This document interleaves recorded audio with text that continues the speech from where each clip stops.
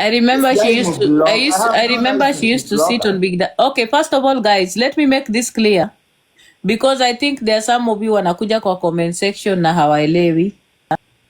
This is Steve Nice telling his story about the association yake na Big Daddy na Minia Woi, na tunaelekea kwa story one particular. Number one, somebody has asked in the comment section because I'm very kind to educate people.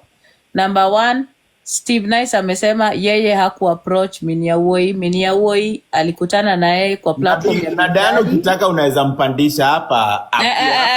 Huyu hapandi hapa sahi. Hapandi Hapandi hapa. By the way, Marianne, watu unaniambia ni nyamaze, utakuwa muted. Unasikia? Hapandi hapa kwanza, utamaliza kuongea. Ukishamaliza kuongea, if she has anything to say she can come, but you finish talking first. Sawa? Yeah. So tulikuwa kwa Big Daddy. That's when Big Daddy nilikuwa nimemjua, and I used to go to his live, and you guys know, like most of you were in Big Daddy's back in November, October, it was like November, December, January, hapo hivyo. I always like nikienda kwa Biggie ananipandisha, tulikuwa tunapiga shot na niko home na chill nini. He always used to up me up, tuko hapo hivyo, and Minwoi used to be there.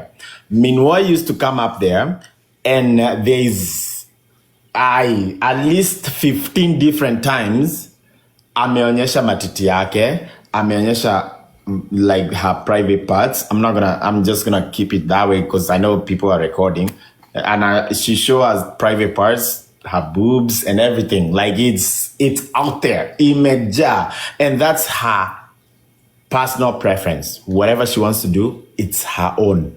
But it came down where one time tulikuwa live kwa Winnie C, and this is where the animosity started. Tulikuwa kwa live kwa Winnie C. Winnie C ni beshte yangu. She's like, people think we date, but she's actually one of my best friends. Tulikuwa kwa live. Akakuja, akapandishwa, akaekwa hapo. All of a sudden, akatoa matiti yake. We were just having a fun, nini, tutapiga, like just like a chill vibe.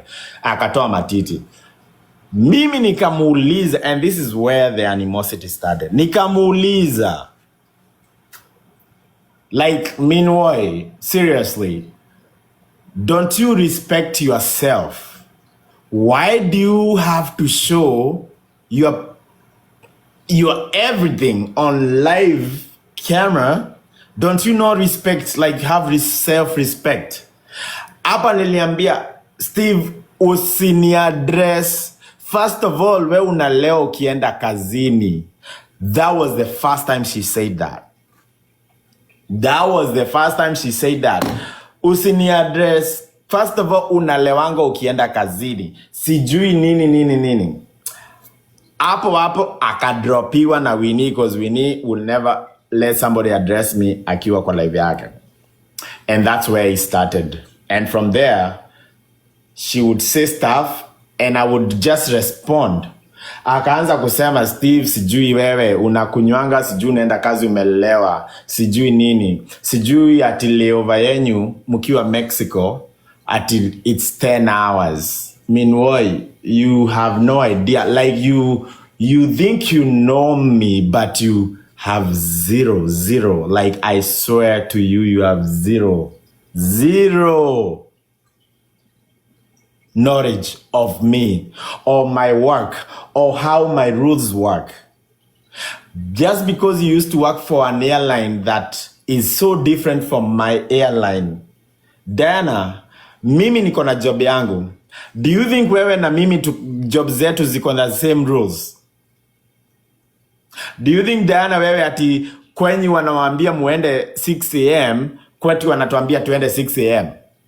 Ama kwenye wakisema hauwezi kuja umevaa earphones, kwetu wametuambia the same thing? Ama kwenye wamewambia lazima utoke 5 p.m. at the dot? No, kila job iko na policies zao. Every job has its policies. And that's what she came and portrayed. This is what she said. I'm gonna read it to you verbatim. Let me read to you verbatim. Where is those papers? But here, 1 second. I got you.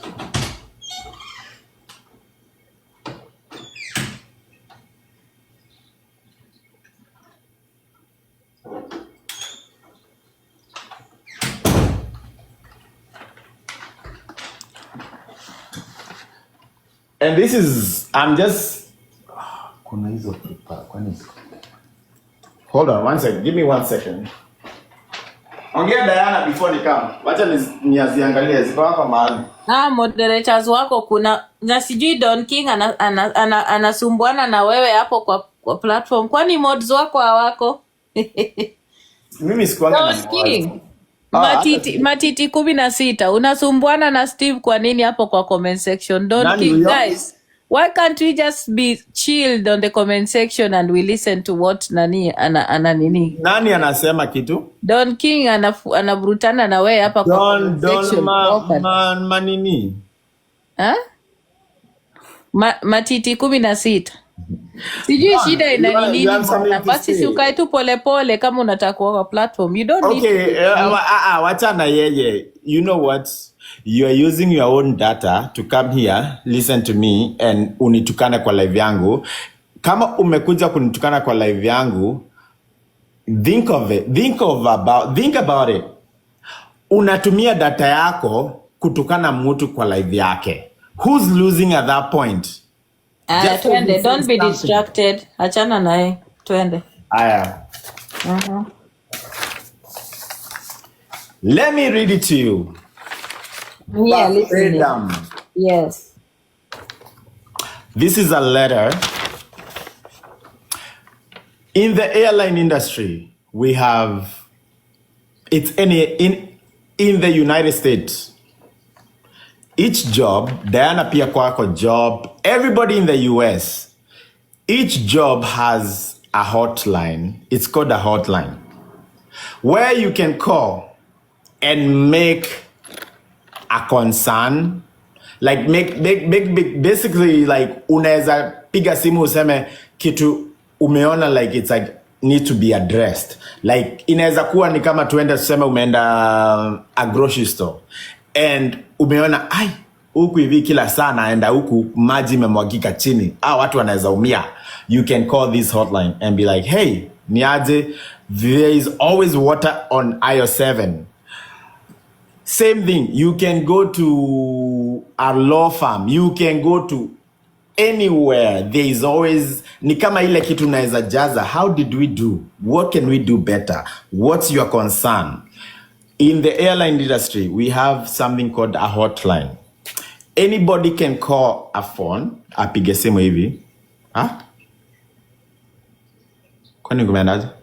Mtu ametoa comments. Wewe uko na mods wako sijui wanafanya. Wewe nani ametoa? Mimi sioni, hata sioni kitu. Comments zimetolewa na moderator wako. Mimi sijui. Hebu rudisha work. Moderator, hebu acha nione. Mod wachana nazo zikatu hapa hivyo usitoe. Wacha waongee. Don't do that. Simuokae tu, muachane nazo mtu ongee. So this is what the reason why I'm not gonna say how I knew about it and then this is the letter I got from people who license our license to fly. It was like, dear Stephen, we have recently received a safety hotline report which allegates flying while intoxicated, smoking illicit drugs, and verbally abusing flight attendants. Based on this event, we find that additional information is necessary to determine whether you meet the medical standards for Airman Medical Certificate. This is coming from the federal government. It's a letter from the federal government because people who... Yeah, from the FAA, because now the FAA had to write to you because of a safety concern You are a pilot, you carry people. So that was like that had to be attended to. And Yes. especially because And it's normal. People get yeah, this that's all a the normal thing time. because you are responsible for the lives of people. So when Yes. somebody reports that you are endangering the lives of people, you will be told. So that's something. Yeah. That is 100% okay. It's Yeah. not against the rule. Anybody can do it, and it's good. It's good because if they never address this and something happened, they would be reliable for that story, right? Exactly. Yeah. They Some say to determine whether you meet the. So we go to school. So let me back it up. For me to be able to fly, I go to school. I go to school for 4 years. I learn how to fly airplanes. But there's one thing allows me to. I can know how to fly an airplane, but there's one thing that allows me to fly an airplane, and it's called a medical card. Unachukwanga medical. Every year you have to do it, and they test you everything. They make sure you are good, your blood pressure, your cholesterol. They test your whole body. You are good. You are safe, right? So this is what they say. To determine whether you meet these medical standards, which is the medical card, we request that you provide the following information within 60 days of the FAA review. 60 days of the time I got this letter. 1, a personal statement detailing your past and present use of alcohol. Okay. I'm not gonna tell you to go Google it, but you go Google it. Drinking is not against the law. It's not against the law. And when you know the law, we drink. When it comes to driving airplanes, CG going to work in a Walmart, going to fly airplanes, going to be a lawyer, going to be a judge, even going to be a president, there is rules and regulations when you can drink and when you cannot. Meanwhile, she knows my schedule. She knows what time I go to Mexico. She knows how long my layovers are. Apparently, from her, my layovers in Mexico. Hebu pause wana wewe utujue kama ulikuwa unatuambia ukweli. How did Minyowoyi know your schedule? I thought She does you said not. that. No, but you just said she knows your schedule. No, I said she thinks she knows my schedule. Alisema hivi, verbatim words, verbatim. She said, Steve Nice, nakuona unakunywa shot ukiwa Mexico. Mexico layovers are 10 hours and you are not supposed to drink within 12 hours. So if you are drinking, if I see you drinking, that means you are inaitwaje? You are disobeying the rule. Her head, my layovers in Mexico are 10 hours. We don't even have anything like that in our system. It's not even possible. Diana Rose, let me tell you, when we fly, if I'm going from here to Mexico, our flights leave at 8 in the morning.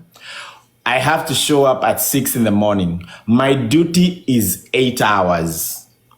When I get to Mexico, because of the flight length, the minimum I'm in Mexico, and you're gonna be so disappointed, big boy. The minimum I'm in Mexico, it's 24 hours. The most I'm there is 48 hours. Most of the trips I've ever done in Mexico, they are usually 48 hours. Thank you, important. Okay. Tuendelee na barua alafu. Haya. So, yeah, najua mimi nafaa kuwa siwezi kunywa in 10 hours. It's okay. It's good. Yeah, good job. Hey, wacha nikwambie. Mimi sitaki kuongea hiyo story. Haya, next one. A personal statement detailing your past and present use of illicit drugs. Aya. Do you know what she called illicit drugs? Smoking shisha. Diana, what's the shisha? I thought shisha is shisha. Shisha is sio among the illicit drugs. Like, what's in shisha? See, it depends. What do you take in yours? People can make Shisha it. is tobacco. Yeah, see, need to tobacco, but you can put stimulants and add things. No. Not in the US. There is no stimulants or anything. Like, I've never heard of that. Mimi unajua sijawahi hata kuvuta shisha. Sijui hata vile shisha inakaa. Unajua, okay. Have you seen inaitwaje? I know they have different Have you flavors. seen cigars? Yeah, I have. I've seen those vapes zenye watu wanatumia. Okay, unaona vape, cigar, shisha. It's nicotine. It's tobacco. Tobacco is 100% legal In America. in America. You can blow smoke the way you want. You can blow smoke and go to work right there and then. People on their lunch break. Ebu ngoje They go nikuulize. and You smoke vape. mean vile wanawake wanavurutanga hiyo moshi inatokanga mingi, hiyo ni sigara, hiyo ni tobacco? It's just tobacco. Wow.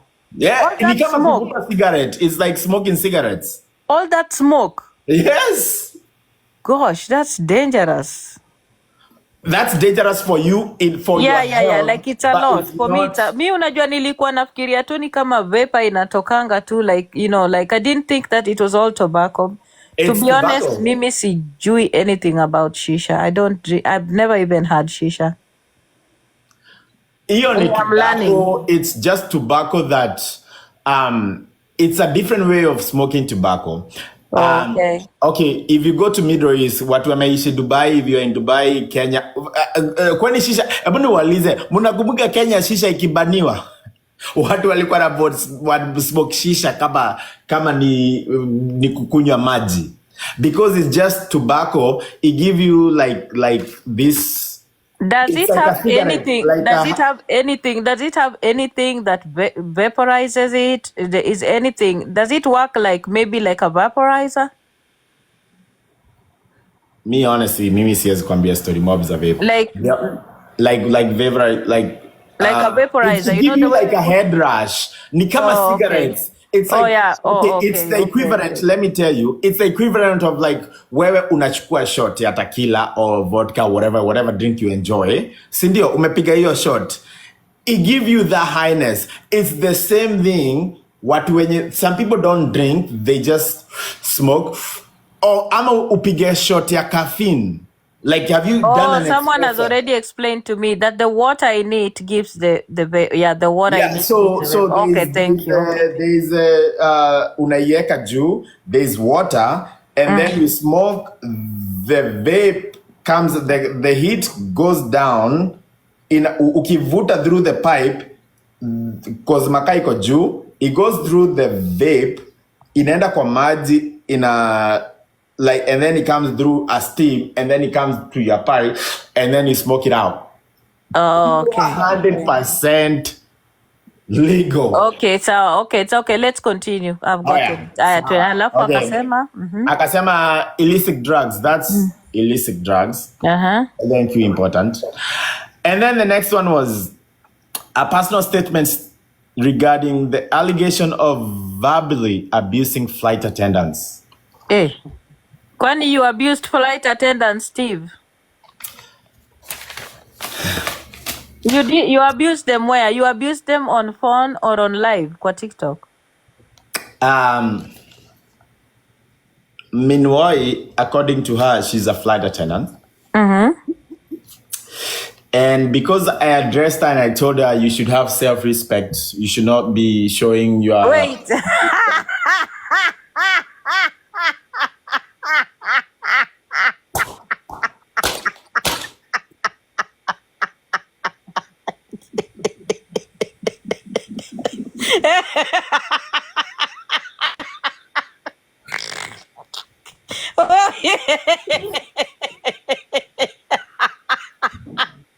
Wait, because Minya way is a flash. Wait, because I think I'm not, maybe I'm not getting it. So because I'm gonna ask you a very stupid question, I'm sorry. So wewe una flying na Minya way works in your flight, does she? We don't even work. I don't even know where she works, but she does not work Oh, for the okay. company So I she work did for. not fly with you. Never. She does not fly Let with me you. tell you, I've never met the woman in real life.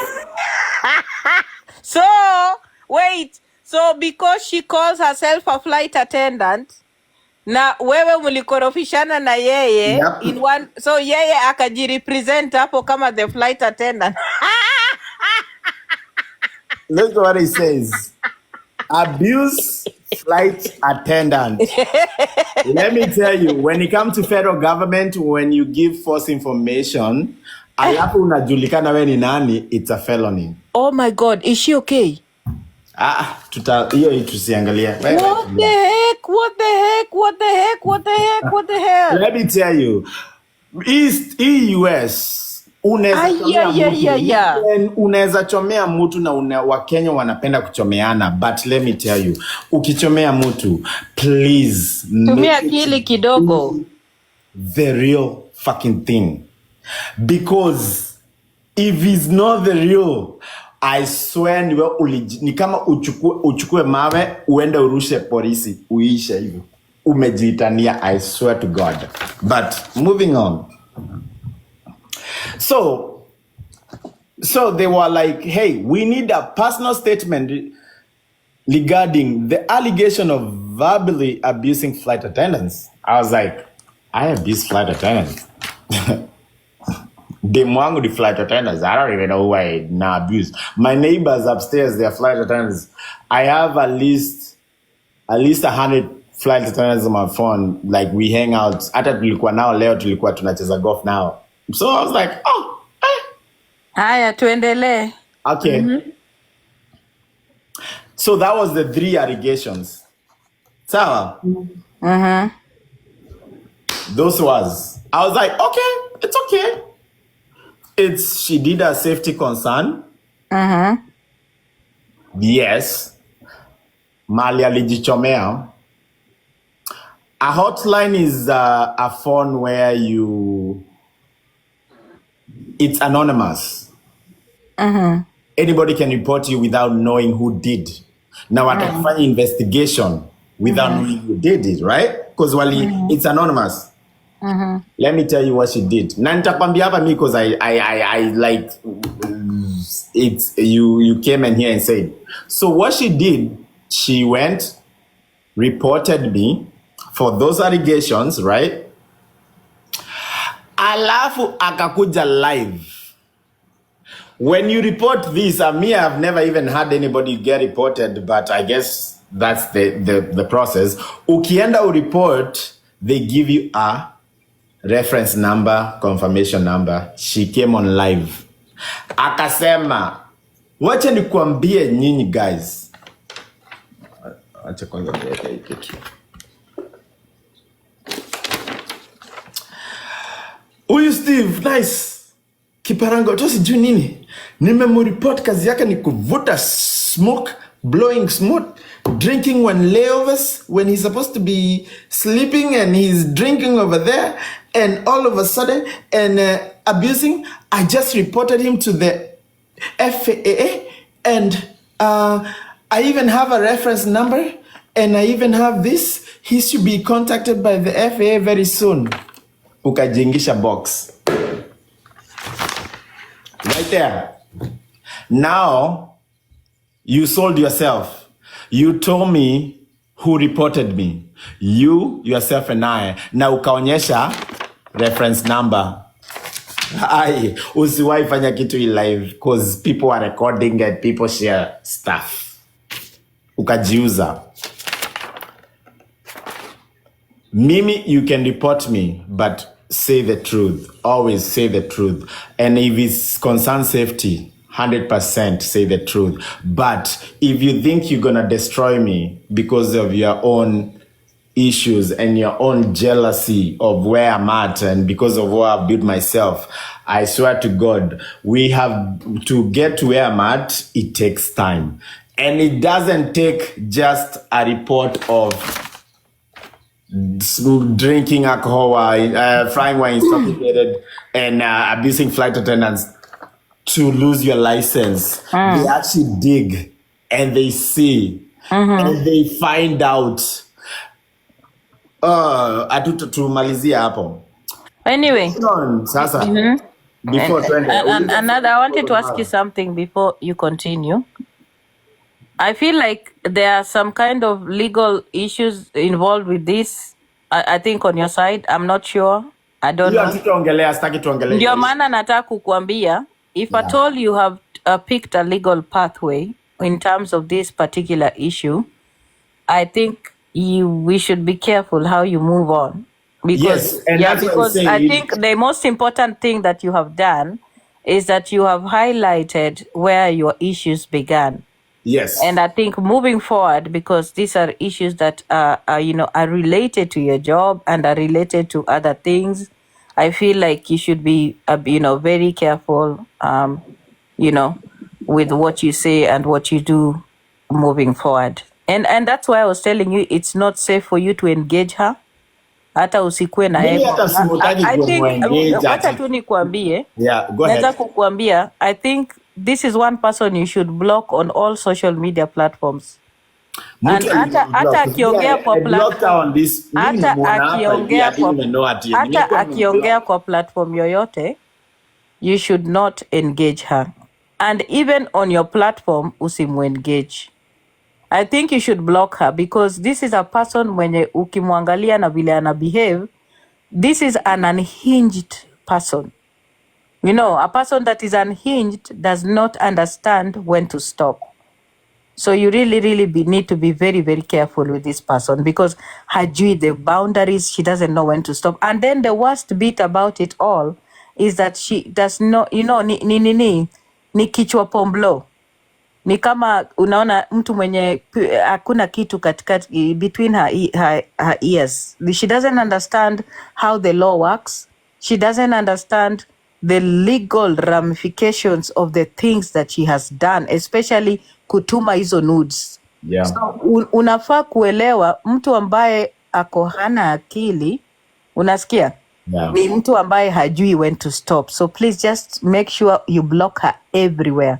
And I don't did. There is somebody, I'm a moderator maumbo hao. Me, I blocked her on my phone, on my TikTok, everywhere. But I just saw her on here. I didn't even know. I guess you will need to review your moderators. Now I told kila mtu, I don't need moderators. Yeah, because at the end of the day, let me tell you, Steve, what happens with such a person, and I'll tell you, there are people who, when they make advances on you, and this is not just with men. A lot of people, the cases zimekuwa za wanaume kustalk wanawake, but there are also women that wakikataliwa kimapenzi, they become monsters. And I have seen this happen real life, wacha nikwambie. And sometimes it gets so bad that when the woman does not get what she wants, wanaendelea to very, very, very serious and bad places. Yeah. And you need to be very aware of that.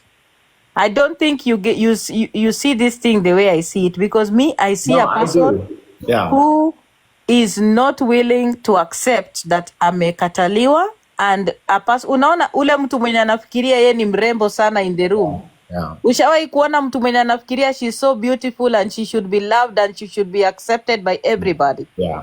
And then she suddenly finds a person who does not accept her.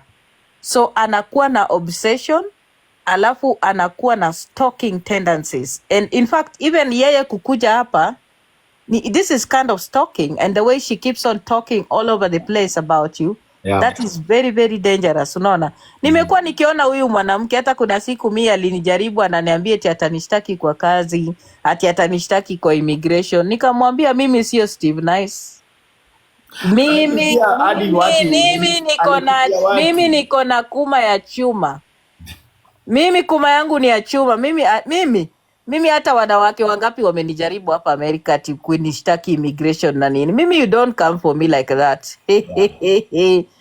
Kwanza kama we ni kichwa pomblo, hauna akili. Mimi ukinikujia. Na remember, she comes for Diana Ross na amekuwa akitroll akiongeaongea akinitusi sijui eti nimetombwa na wanaume Maryland. I've never responded because I know what she's looking for. Yeah, don't tap into that energy. Like unajua ukishajua mtu mwenye ni kichwa pomblo, unasonga kando. Unamwacha unajua anatingiza hiyo kichwa yake kama gololi itingike huko ndani alafu basi. You just need to block her out of the spaces. I am. And if moderator ukimwona mblock, I don't know who, manze nilikuwa nimemblock everywhere. I don't even talk to her. So nilikuwa I don't talk to her. See, I had not blocked her, but then akaenda. Mimi, this is the craziest thing. Mimi na my son. I have what? First of all, this woman thinks she knows me. Anasema Steve Nice na watoto wake na akona bibi. Me, I don't have a wife. I do not. I used to be married. I was married for 11 years until 2019. I'm not married anymore. I have a son. Me and my ex, we are like this. We are best friends, but we are not married. Ako huku Steve Nice na watoto sijui ako na watoto 4. Sijui nini. Alafu she just addresses me with false allegations, which basically I'm like, what the fuck are you even talking about? No. So me, I did not block her, but I cut communications. Nikamkuta, I took my son and my niece and nephew. Tulikuwa tumeenda like this kids arcade game, walikuwa like jumping, bouncing castles, right? So tuko huko hivyo, nikaingia live ya Menace. Mimi niko tu, unajua wana jump, mimi niko tu nimechill huko, nimeangalia, nimechill. Nikaingia TikTok, nikaona Menace ko live, nikaingia, nikakaa tu hapo hivyo. Akaingia. She start addressing me. She start saying, mimi nikasema, mimi niko huku hivi watoto tu, it's so loud, watoto they are jumping up and down, and she took that against me. Wewe hata upendi watoto, kazi yako ni kusema ati sijui watoto wanafanya nini. And I'm like, what in the world? Sijui, yani akanichukulia. In her mind, I have a wife na watoto 4. Stalking. That is how stalkers behave. Wacha nikwambie kama I have a wife and 4 kids. Even though vile stalkers wanna behave, Yes, kama ujui, stalkers will behave like that. They will make up stuff about you. Daddy. If I had 4 kids, I'm not like Big Daddy mwenye ametoka hosi, amekaa live for 3 days, la hajaona watoto wake. Mimi, my son is my priority. Before I open this live, my son is my... Sahi akinipigia sahi nione hii simu ikilia, hii live inaanguka. Because he's my priority. The one and only, and I'll never have another one. That's my main guy. That's my son. Unaona? Because so history ya kusema ati Steve na watoto na ati na bibi na watoto 4. I bet like seriously, like you embarrass yourself. Like I don't know why. Like what did I do to you? What did I do to you to come at me like that? Huyo achana na yeye. Let me tell you, Steve. Huyo, can you open and shut and do what you need to do behind the scenes? Don't even address her. I'm telling you. Aya, sawa, tusitamwadress. Usimwadress hata ukisikia acha nikwambie, ukisikia kikuongelelea mahali, don't even respond. No, I'm not. But Just let me leave her go alone. to now what happened, how Mimi and Biggie, huyu Kiparangoto, how we came to mimi nikampiga block ya Mkundu. Biggie, he knows this whole thing happened, me meet through, and I don't blame him for meeting me. I'll introduce, like, as a normal person, how you can introduce your friend to your friend, right? What happened was 2 days ago, not yesterday, the day before yesterday, I called Biggie. Nikaambia Biggie, hey, niaje bro.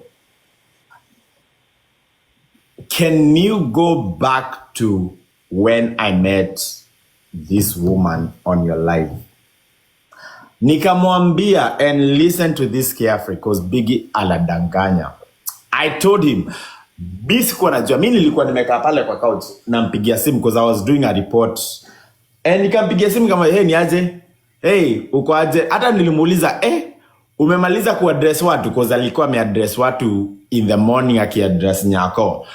Alafu akaniambia, hapana, hata nataka nimesahau kitu, narudi live. Nikamwambia, okay. Nikamuuliza, ukipata time, can you do this? Go on your live. Go back to October, November, Apple.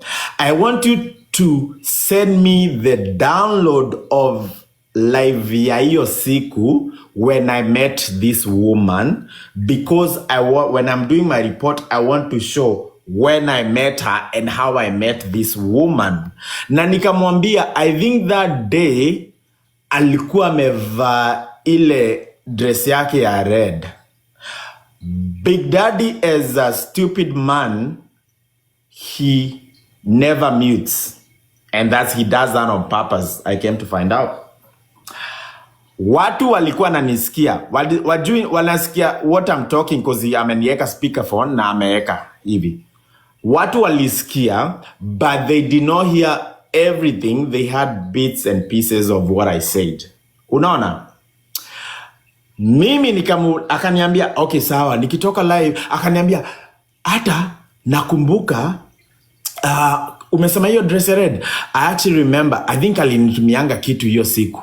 Nikamwambia, ukipata, please download that live, send me that live, because I want to crop it where you introduced us. So where like when I do my report, I can show where this is how we met.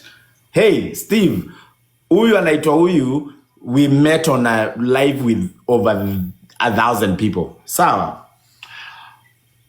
Biggie, hiyo story kaisha. Mimi nikapigwa na beshi yangu akaniambia, unajua Big Daddy alikuwa amekuweka speakerphone, tumesikia venye umemuuliza. Nikamuuliza, kwani Biggie yako live?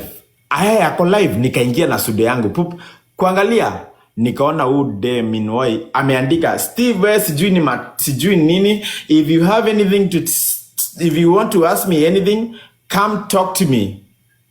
Me, I never addressed her or anything. Nikapigia Biggie tena nikamuuliza, what the fuck bro? Would you not just mute me? Why would you put me on speakerphone when I'm asking you like stuff? Umenieka watu wanasikia stories zenye nakuambia. If it wasn't even something hata it's okay, by the way, like people heard it because I was not talking shit about her. I was not addressing her. I was just saying, hey bro, send me the live yenye ulikuwa. The good thing about my phone records everything. It's okay.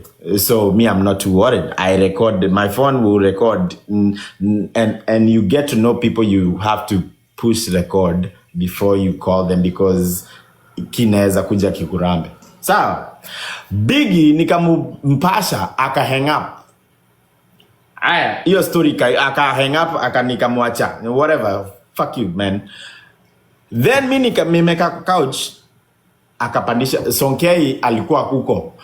I guess alikuwa huko. Mimi nikapigiwa simu na beshte yangu. Akaniambia, ebu enda kwa Big Daddy, uzum Big Daddy, Sonkei yako huko anaongea stories zenyu, sijui mkiwa sijui ati ulinyonya matiti. Nikaenda na sudo tena. Nikakuta Sonkei akisema, Biggie, sijui ati Biggie alikuwa melala, ilikuwa mimi na Steve tumebaki, alafu sijui Steve akaninyonya matiti. Nikapigia Biggie right away. Nikamuuliza, bro, what the fuck? Dem anaongea story. She's spreading lies. You know it did not happen. Why are you letting her sit there and spread rumor like lies about me and you know it's not true? Akasema, first of all, dem nimemweka hapa hivi alinisema nilimbaka sijui nini, amekuja kuclear. And that's where I got to know Big Daddy just think about himself. He does not matter who else's name get trashed while his name is getting cleaned up. Unaona? He said, mimi nimemleta hapa hivi ya clear jina yangu, sijui nilimbaka, sijui nini. Unataka nifanye nini? Nikamuuliza, so we unabaki tu hapo hivyo anitrash jina yangu while you know it's not true but he's clearing your name. Akaniambia si hata nikamwambia, you know what, fuck you. Tuka hang up, story kaisha. That's where Big Daddy na mimi story zangu tuliachiana hapo. I knew he was not a friend because I was like, you know what, there's no person who would sit here and let somebody else. Diana sahi ukianza kuongelea ati mtu na najua ni uongo, I'll be like, you know what, no. Hapana, mimi usifanye, enda ukafanya kwa live yako, but I'm not gonna do it while I'm here. Because he's so self-centered and all he thinks is about himself. And it's all about him. Everything revolves around Big Daddy. I swear to God, think of it. Think of it, one thing that doesn't revolve around him. Oh, it's about huyu. Sijui huyu. It's all about huyu ananifanya. Huyu ananiongelea. And he's always the victim. He's always the one that is being hurt. Kila siku ni yeye ndiye the victim. Big Daddy is always the victim in every situation. He never takes responsibility for anything. He will never take responsibility. But now that you have brought Sonke up, I wanted to ask, and on a very serious note, because Sonke came up with very serious allegations against Big Daddy. And I was wondering why and how this came about, and you were also mentioned.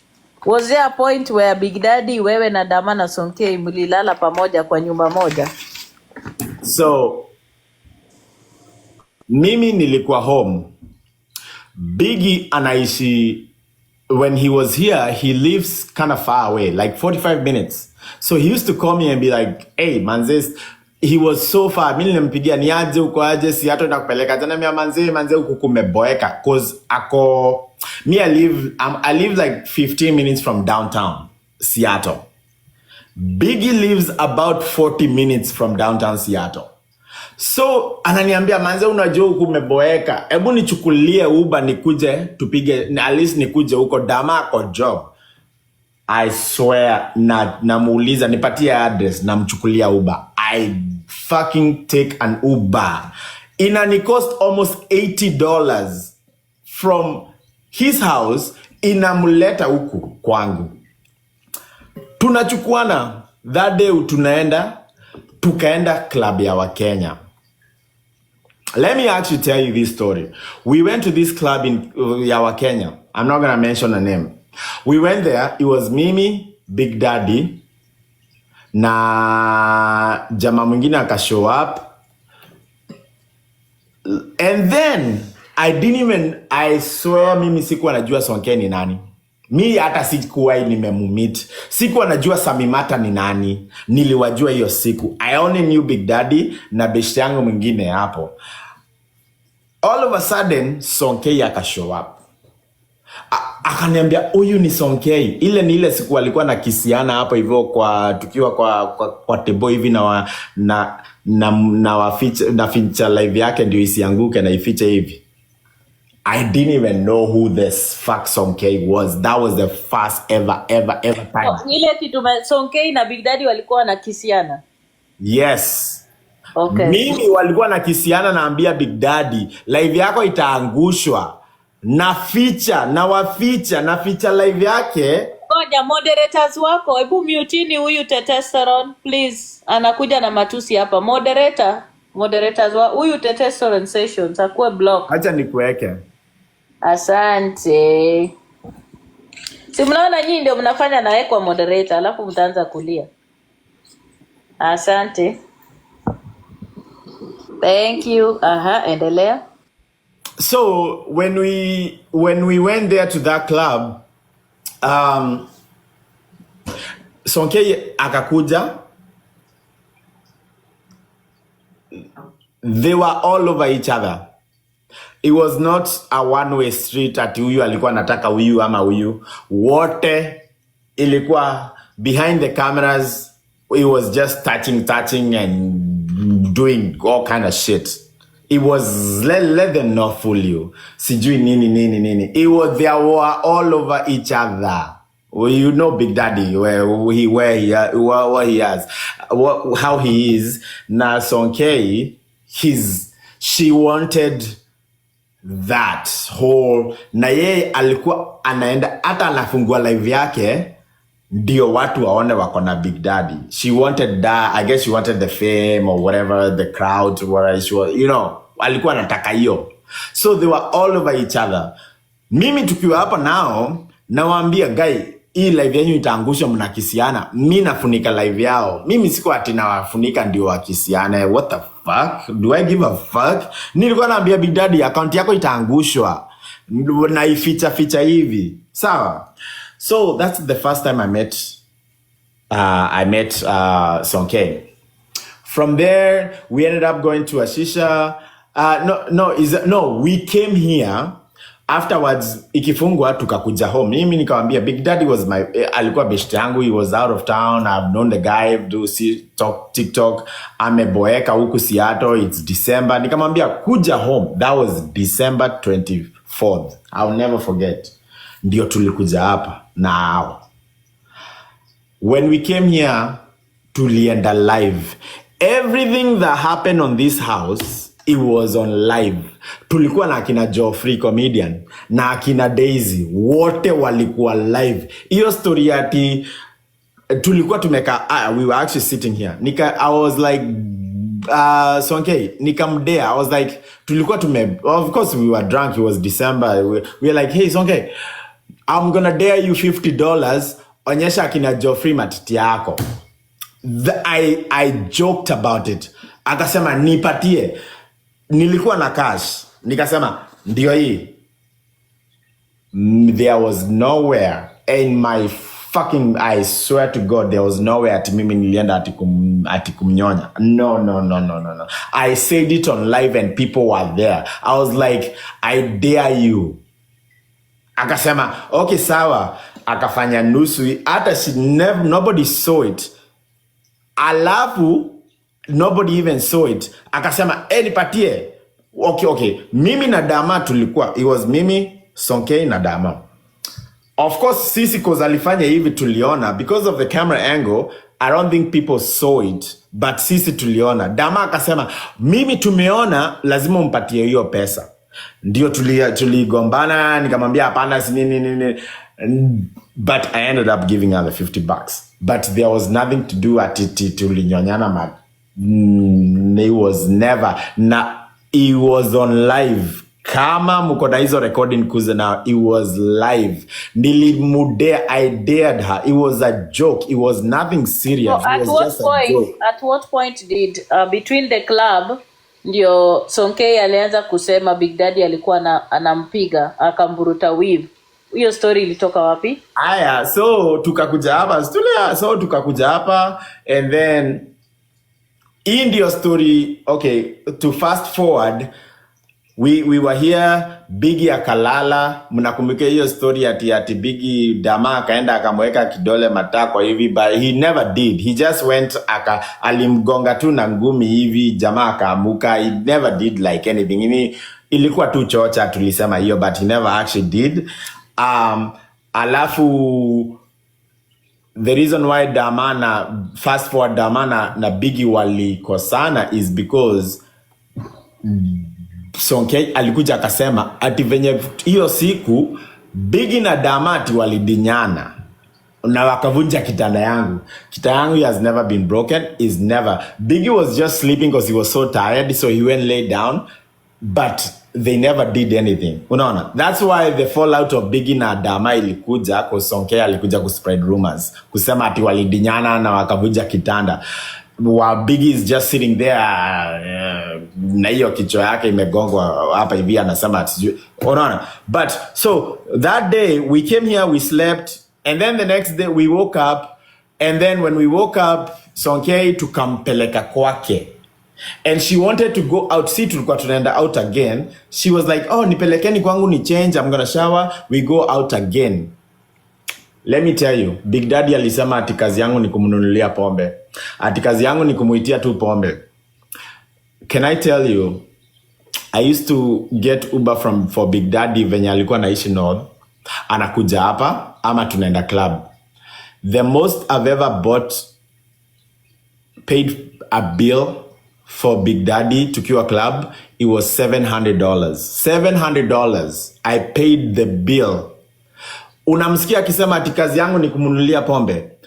Tulikuwa tunaenda klabu, anakula, anakunywa, namchukulia Uber kukuja hapa, alafu anataka nimchukulia Uber ya kwenda home. Namuuliza, bro, nimespend $700, nimekulipia $100 $80 kukuja hapa, umelala kwangu, and you want me to fucking get you an Uber to go home? Are you serious? Like, wewe mwanaume mgani? Si hata wewe uchukue Uber go back to your house. Okay, yes, okay, I like to enjoy fun, but at least pia wewe contribute in this fucking equation.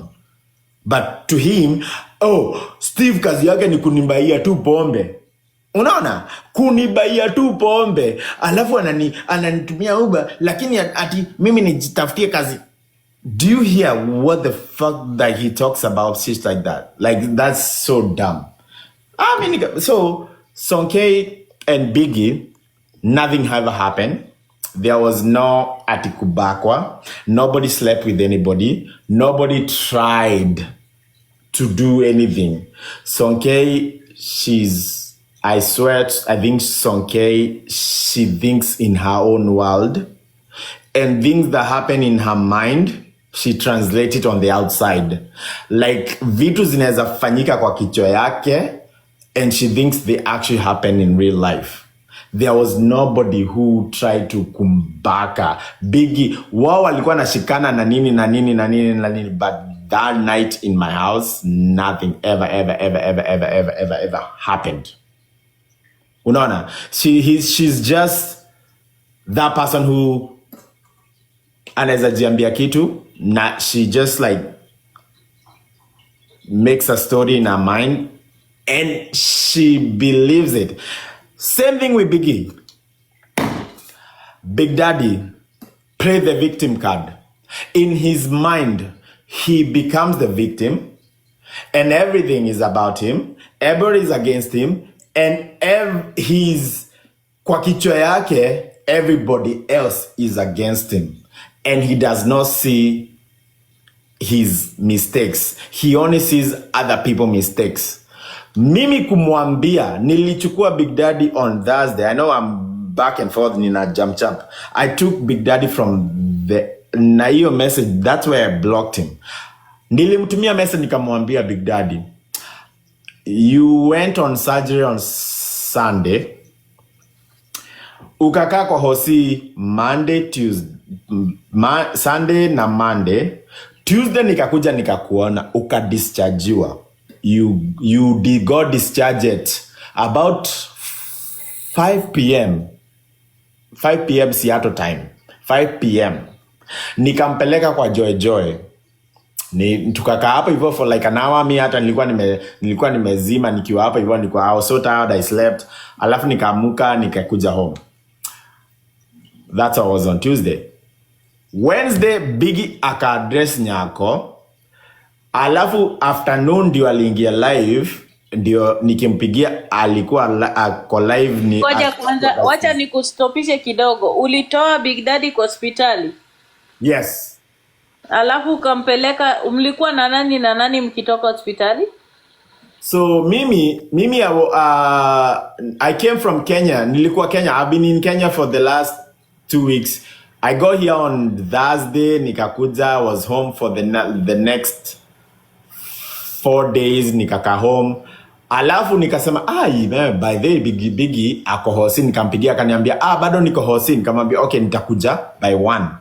I got there about 2 p.m. When I got there at the hospital, nikienda tu kuingia kwa mlango yake, the nurses were getting in, so mimi nikabaki tu nje. I was chilling, wakaingia, they talked to him, blah, blah, blah. Alafu wakatoka, mimi nikaingia. When I walked in Biggie's hospital room, there was 2 people. It was Biggie na anaitwa nani? Mama Lao ama nani anaitwa? Yeah, Angie. It was Biggie na Angie. Yeah, the legal wife. Akaniambia, ni unaitwa Steve Nice. Nikamwambia, nianze poa. Yeah, you know, and she was getting ready to go, and they talked whatever, they did their thing, alafu mimi niko tu hapa hivyo nimegoja, alafu she went. Biggie tukatulia na yeye for a minute, and then besti yake mwingine akakuja, Nas akakuja akasema hata tumeambiwa you can go home. Nikamwambia Biggie akaniambia okay, well, nikamwambia okay, kama watakudischarge in the next maybe 2 hours, I can wait and I'll drop you home. And that's how I ended up staying hadi akadischargiwa, and then nikamchukua from the hospital. I took him to Joy's house. Tukatulia hapo hivyo for like about I think 2 Kwa Joy na legal wife pia. No, legal wife alikuwa ametoka. So legal wife they had an altercation, like they wali so legal wife Enzi alikuwa anamwambia are you gonna be discharged today? Anasema mimi sijui. Anamwambia si ukidischarge ukuje uone watoto. Anasema wewe mimi sasa mimi nitoke hapa hivi nikuje nione watoto. You know, he's fighting about it. Anamwambia okay, unaenda wapi? Naweza kuja nikuchukue ukuje uone watoto. Anasema hapana, mimi hata sijui nitatoka saa ngapi, sijui nini. Okay, sawa basi. So do you want me to pick you up? Ama wewe enda, Steve ako hapa atanipeleka nyumbani, sijui nini. Dad, she was like, you know what? Okay, sawa, bye. So she left. That's how she ended up leaving. Alafu tukakaa hapo for 2 hours, and then he get discharged. Lakini I think the Enzi wanted Biggie to get this dischargewe. Akuja Biggie achukuliwe na Angie aende akaone watoto, lakini baba watoto alikuwa na stories zingine. Hapo tutafika. That's their own business. I don't give a fuck. So that's how we ended up to Joy's house. We went to Joy's house. We chilled for about 2 hours. Alafu mimi nikaenda home. Unaona? I went home. When we were at Joy's house, Angie kept calling because they were hey, fuck. These guys have issues. Oh my goodness. Anapiga simu. We, uko wapi? Bado niko hospitali. Alikuwa kwa Joy na anaambia mama lao eti bado ako hospitali. Bado niko hospitali. Wacha kunisumbua. Sija dischargiwa. Okay, unatoka saa ngapi nikuja nikuchukue? Sasa unataka unichukue. Iko wapi hiyo watch yangu? Kwani ile kitu yangu ya kichwa imeenda wapi? Ati unashinda ukinisumbua? Nitakupigia. Sijatoka bado. Kumbe sisi tumeekelea miguu juu hivi. Tunakula kuku na mchele ya pilau.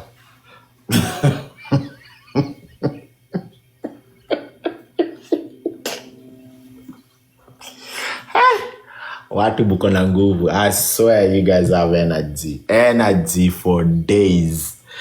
Anyway, I don't think he really wanted, and I felt him, and I was like, you know what? Yeah, it's okay. You know, you can rest today. Umetoka hosi, maybe kesho. Rest today. Kesho, you can go see the kids. I don't think Angie was very straightforward to where she was staying, because she said she was staying in one place, but she was actually staying in a different place. It was very confusing for him. Biggie pia anasema hata sijui ako wapi, because anasema anakaa na beshte yake, lakini akienda live kuna picha naonanga hapa nyuma. Watu mko na details. Sasa hivi mnaona ile mlango yangu. Biggie anajua kuna hiyo picha, anaangalianga hivi na kichwa. Anasema hiyo picha, lakini ile beshte yake ana picha kama hiyo.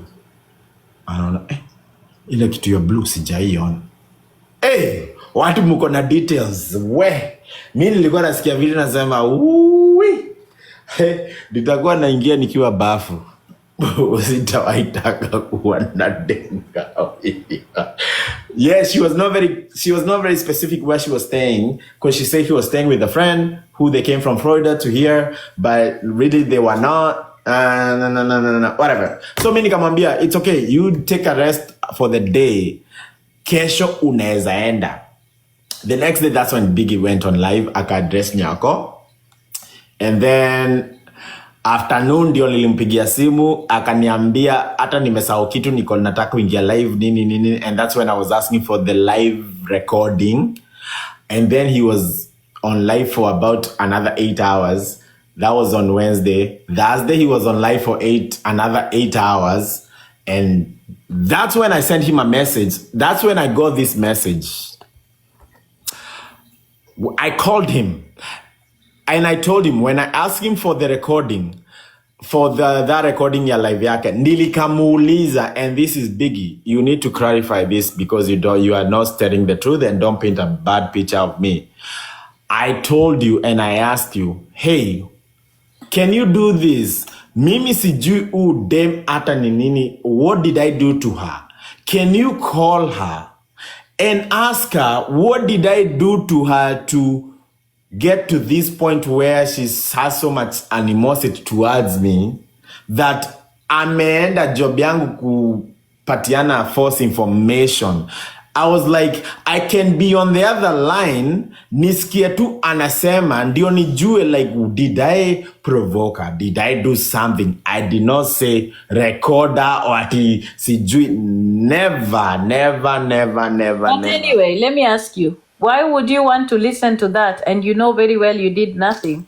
You know very well that she sent you. That was just my curiosity. She sent you her nudes when you didn't ask her. You already know the origin of this issue. Why would you want Biggie to call so you can listen to what she says? Like, what was the end goal? Because you, as Steve, already know that animosity existed, and you know the genesis. Like, what was the purpose?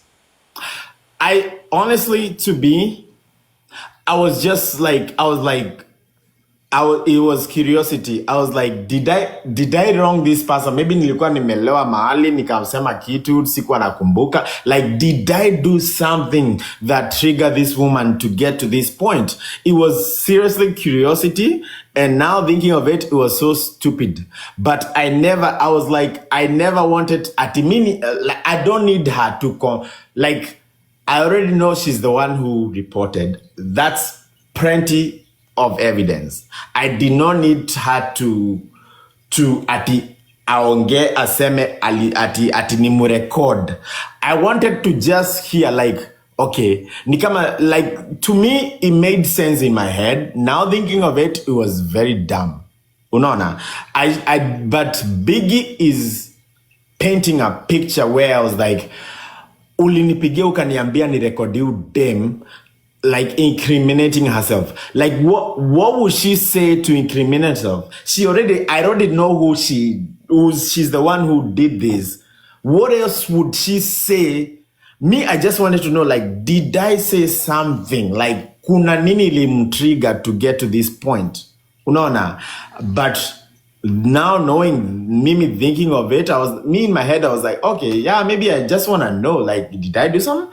But now think of it, is like, that was probably a bad move on my part. But where Biggie, I really got mad was, nikapigia Biggie, this was about 3 p.m. 7 p.m, bado Biggie ako live. Namtumia message namwambia, bro, I've only asked you for one thing. Please just go download that live, ataenda na simu ingine unitumia hiyo live. Nikamwambia, na that's the message. Nikamuuliza, bro, I've only asked you for one thing. Just send me the one thing. I'll never ask you anything else. I just want that recording of us where you introduce us, so we have a baseline of how I met this person. Nothing. And I got mad. I did my report and everything. Nikamtumia message, nikamwambia, you know what? I don't even need your response. I don't need it. I did it without you. Thank you. I don't need anything else. The next message I got from Biggie was that message. Acha niwaeke. The next message I got from Biggie was, kwani nimesahau kuweka. How the fuck do you do this? Nilikuwa nimesahau. Nakwanga tricky. I also forget. Just go to green screen, enhance. Oh, enhance. Enhance. Nakwanga No, see tricky. enhance. Ni. Effects. Yeah. Alafu hii. When I asked Biggie, I was like, you know what? And I can I can show you the screenshot. I was like, you know what? It's okay. I don't even need your help. I was able to do what I needed without your help. Don't worry about it. The next message I got from Biggie was this one. Okay, it says you have no send Steve, my abuser, a picture of me. Poleni guys, hii mimba imefanya niko na twang ya America, so you guys will forgive me. You have no right to send Steve, my abuser, pictures of me. If you do, I'm filing a restraining order. And I will also share the ones you jacking off. Send them to DCF and UCIS. Feel free to zoom this. You do not have brains. Okongi, don't bring me to this point where I have to address you. Mimi sijakukosea. I don't know why you are in my biz. FAA investigations do not involve you, and you are contributing to Homeland Security threats by supporting a drunk pilot. You just spent time in a hospital due to your heavy drinking. Your med records can be subpoenaed too. Wherefore, think about Charlie. And yes, I shared with Agent Roots. And thanks for not muting when the loser was called. And now I block you, sex offender. Sex offender. That was the message I got.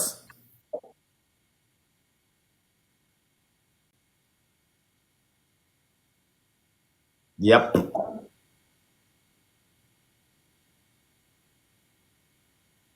And when I forwarded, when he forwarded me that message, this is what I wrote back. I'm gonna go to Nini Ndioni screenshot and I come back. Give me one. Huh?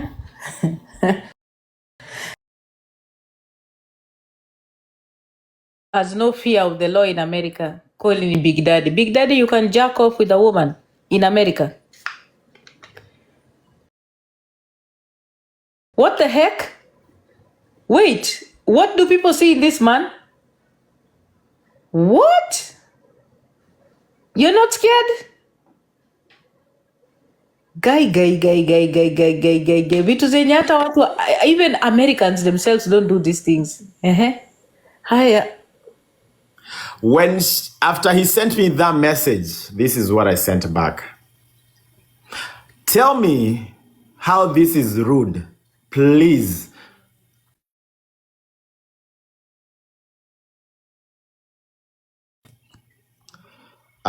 Shit. I need to condense. Hold on. I gotta condense it kidogo. 1 second.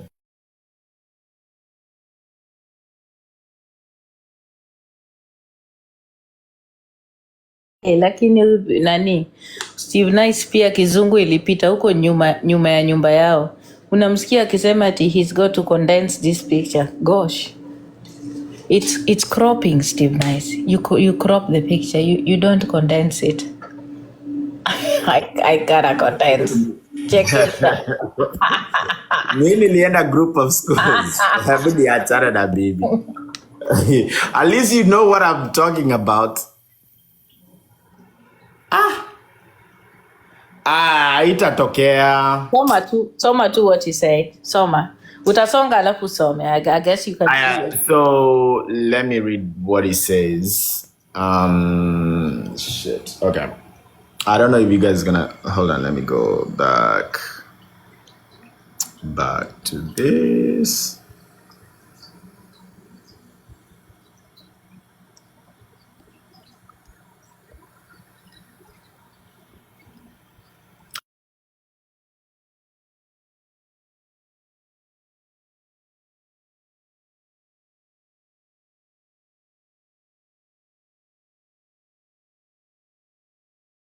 Can you hear me when I go sideways? Like when you go, no, when you're off. I can't hear you. When you ukiingia kwa chai asiwezi kakusikia, but you can Okay. hear me. Hold on. Let me get 1 second. Let me get my other phone. Okay.